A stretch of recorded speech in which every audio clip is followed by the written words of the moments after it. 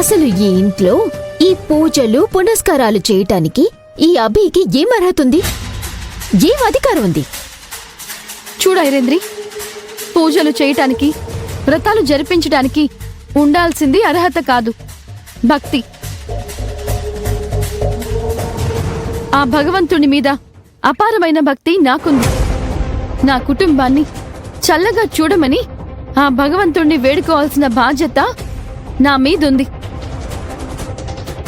ఇవి చాలవా నేను పూజలు పునస్కారాలు చేయడానికి? అబ్బబ్బబ్బబ్బబ్బబ్బా!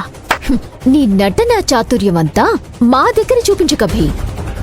ఇంట్లో మనుషుల్ని దగ్గర చేసుకోటానికి, వాళ్లని నీకు తగ్గట్టుగా లొంగ తీసుకోటానికి నువ్విలాంటి ప్రయత్నాలన్నీ చేస్తున్నవని నాకు బాగా తెలుసు. నేను కావాలని ఎవరిని లొంగ తీసుకోవాల్సిన అవసరం నాకు లేదు. నా మనుషులు అనుకున్నప్పుడు వాళ్ల కోసం నేను ఏదైనా చేస్తాను. దానిలో భాగంగానే నా కుటుంబం క్షేమం కోసం ఈ పూజ చేస్తున్నాను. అవునవును, నువ్వు ఎందుకు ఇవన్నీ చేస్తున్నావో, ఎవరిని మెప్పించడానికి చేస్తున్నావో నాకు బాగా తెలుసులే.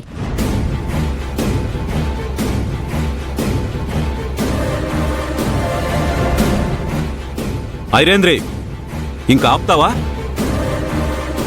పండగ పూట నట్టింట్లో ఈ ప్రసంగాలేంటో నాకు అర్థం కావట్లేదు. ఇప్పుడు అభి ఏం నేరం చేసిందని, ఏం ఘోరం చేసిందని హఠాత్తుగా అభి మీద ఎందుకు విరుచుకుపడుతున్నావో నాకు అర్థం కావట్లేదు. అవునైరేంద్రి, ఇన్ని రోజులు ఈ ఇంట్లో జరిగిన రాద్ధాంతాలు సరిపోలేదా? ఇంతకాలం ఎవరితో ఒకరి వల్ల మనుషులు మనశ్శాంతి కోల్పోవడం నువ్వు చూడలేదా? కొత్తగా మళ్ళీ ఈ గొడవలెందుకు?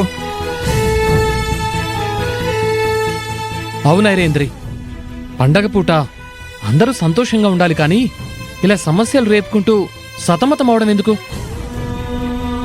అయ్యో, అసలు ఈ అభి గురించి మీకెవ్వరికీ అర్థం కావడం లేదు. అక్క,